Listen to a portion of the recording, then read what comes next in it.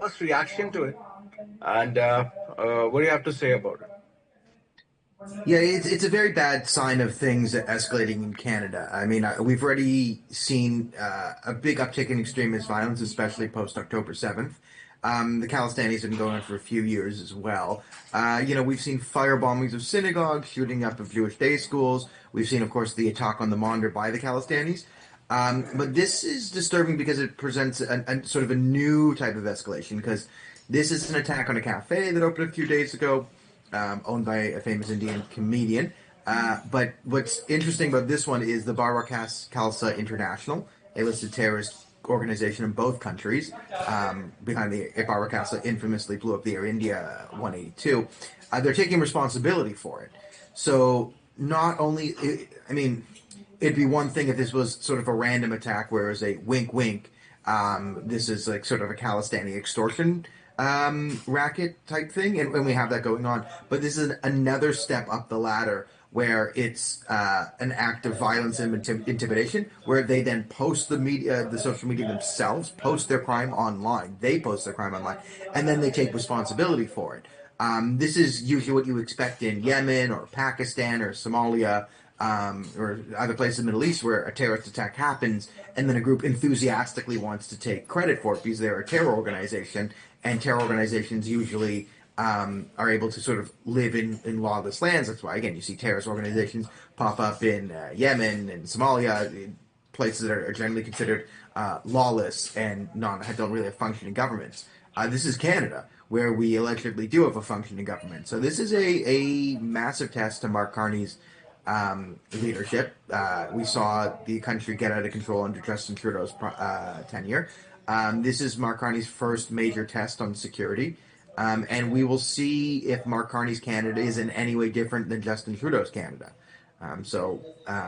With British Columbia now waking up to this news, we will see over the next 12 hours or so just how the establishment responds to this terrorist attack.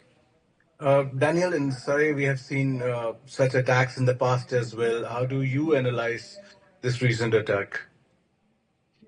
Yeah, I find this one interesting because it's the claiming credit and the public posting of it.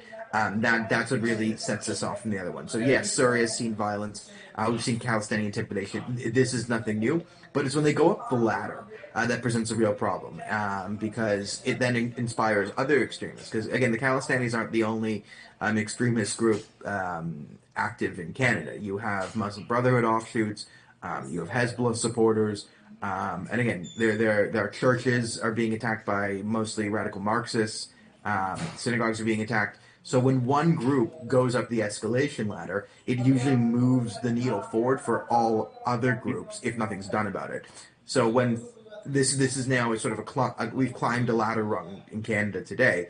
It is sort of imperative that Mark Carney make sure and set some deterrents that you do not go up the ladder, in which case you'll see a decrease in crime in Canada. But if this is sort of swept away and the RCMP and Surrey police and start staring at their feet and kicking rocks, and the provincial government says this is a federal issue, and the federal government says it's a provincial issue, and the provincial government says, well, it's local, and the local says, no, it's federal, and the federal says, no, it's provincial, right? If you get into that cycle where everyone starts deferring responsibility, then you'll see a massive increase in violence. You'll see, because that's what a sort of a terrorist mentality is they always check to see what they can get away with. So if you say, okay, you can get away with shooting up a restaurant in the middle of the night, posting about it, taking responsibility for it, well, now how do you, so now you have people openly claiming responsibility for crimes, posting their own crimes, and then getting away with it.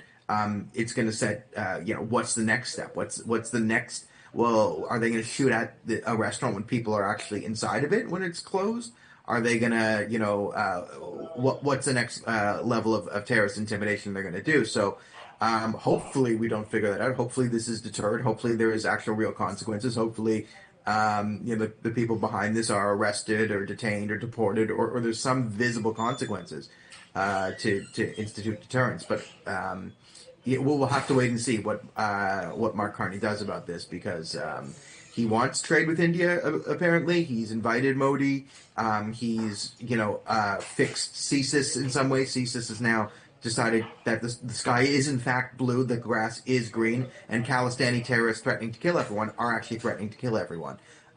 So this is the first major test of, okay, when it comes down to like an open terrorist attack in Canada, an extremist attack, they're posting about it. What will Mark Carney's police force justice system do about this? And that we'll have to wait and see.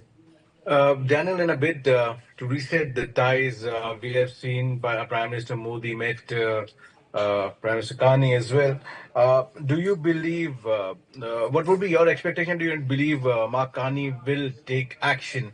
It will be different from the Trudeau response, according to you, looking at how the things are working out? Yeah, this is it's hard to know because Canada, in defense of Mark Carney or Justin Trudeau and a softer approach, Canada has a bit of is not like America in the criminal justice way. I mean, the entire world tends to view himself through an American lens, and not just an American lens, the type of America that exists on television. So American television shows, that's our sort of view of the justice system. But Canada's very much not like that. So whereas the American system tends to do trials more openly, public has access to all this stuff, Canada's MO has always been to keep everything hush-hush and completely under wraps until the trial is completed, and then release information to the public all about that. So don't expect any like big declarations and press conferences from the Canadian police claim they got their guy. But I do hope that something is done because again, individuals did claim responsibility for this. So in order to deter this, you're going to need some sort of strong response to the RCMP. And if they don't, arrest everyone, like there's going to have to be arrests made within I think within a few days. You're going to need to see arrests in order for there to be some deterrence. And in Canada, it's a very top-down system, cults of personalities. So it ultimately does fall on Mark Carney because we can pretend that there's a separation between the federal government and the judiciary, but the SNC-Lavalin scandal showed that that's absolutely not the case. This is a country where Mark Carney, if he decides to enforce the law here, the criminal will go to jail, and if he decides to not enforce the law, the criminal will not go to jail. So it ultimately will fall. I mean, Mark Carney, Prime Minister, also Premier David Eby of the NDP, hardcore socialists. I don't expect them to do anything. But they both have the power to enforce the law here because, again, that's kind of how Canada works. We pretend it isn't because it says so on paper, but that's absolutely not the case in reality. So it is interesting, and I don't want to be too pessimistic. If Justin Trudeau was still Prime Minister, I'd say nothing would happen. That would be my bet. But we haven't seen how Mark Carney handles this, and Mark Carney actually has been taking steps to repair the Canada-India relation, and this is his first major test.